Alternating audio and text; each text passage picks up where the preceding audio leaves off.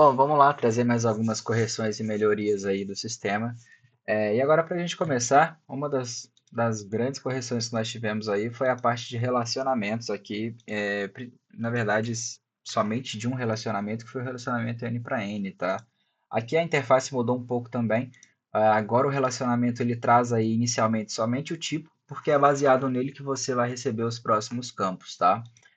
Se eu selecionar um para um aqui, se eu selecionar o um para n ou selecionar o n para um, que na teoria é a mesma relação, eu vou ter sempre os mesmos campos, diferente se eu selecionar aí o n para n. Por quê, tá?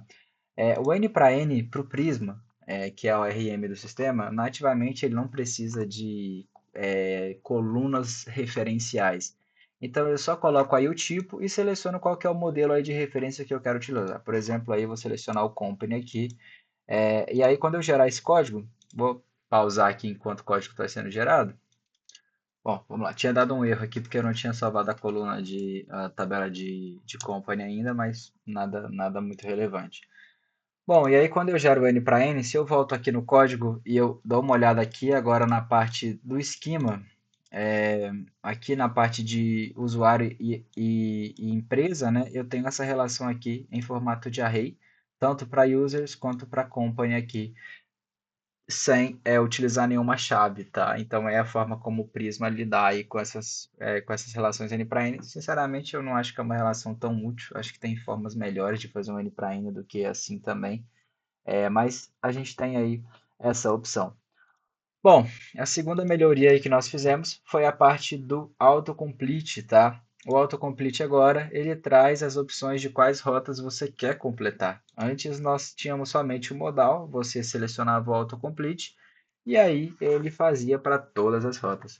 Então agora você pode selecionar se você quer a Store, Update, a Many, que são as rotas Post e Put, conforme aqui está sendo mostrado, né? Você pode selecionar todas aí de cada uma delas. E aí vai completar mesmo, vai fazer esse autocomplete aí somente das rotas que você selecionou. Lembrando que o autocomplete é uma estrutura para requisição, tá? Então ela cria um body baseado nas colunas. Esse body ele é genérico, né? Ele traz ali tipos muito primitivos de string number. Ele não traz, por exemplo, validações profundas de CPF, CNPJ, que são coisas que você manualmente vai fazer ali dentro do sistema baseado no selects, tá? Mas agora a gente tem aí essa pequena melhoria, né? Mas que também é bastante útil para evitar ficar sujando o JSON com rotas que você às vezes nem está habilitando, que você nem está utilizando. Beleza? Eu posso até fazer aqui, eu acho que já deve estar, inclusive, já deve ter esse autocomplete aí.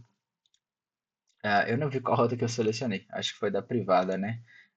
Se eu abrir aqui a Many, body, aqui ele tá todo com autocomplete para mim, né? E aí se eu abrir aqui, por exemplo, eu acho que talvez a própria lib tenha completado aqui, tá? Não, na verdade não, que o update, por exemplo, está vazio e eu selecionei só a main. Então, é assim que funciona. Bom, a segunda melhoria aí é uma correção, na verdade, que talvez não tenha acontecido com ninguém, mas tava tendo esse problema. Quando você tinha mais de um módulo e esse módulo já possuía logs ativos, você criava um novo módulo que utilizava uma mesma coleção, acabava criando uma outra tabela de log. Para dar um exemplo, tá? Para ficar mais claro.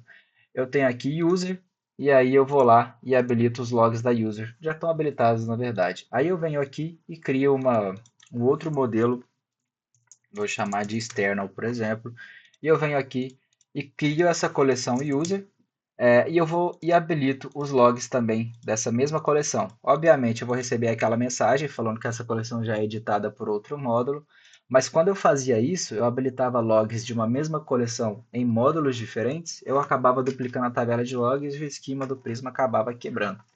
Tá? Então a gente tem essa melhoria aí também. Bom, a última correção aí que nós tivemos foram as etapas de documentação e as etapas ali de ocultar campos no banco. Estavam tendo dois problemas muito críticos também, que essas informações elas só eram geradas para o módulo que você estava atualmente. Então, se eu estava aqui no módulo da API e eu gerava o código, a documentação e os campos ocultos eles só eram feitos para este módulo e o pior, né, o grande problema, ele apagava o dos outros módulos, então ele sobrescrevia e aí você acabava removendo as informações de campos ocultos, tá? Então também é uma correção bastante importante aí. Não sei se alguém também chegou a perceber, mas enfim, também foi corrigido. Agora, independente do módulo que você gerar, tanto a documentação quanto os campos ocultos, elas vão ser sempre do sistema todo e não só do módulo que você está executando. Beleza? Bom, esse aqui é isso, tá? São correções aí bem simples, melhorias também bem simplesinhas, mas é isso. Valeu!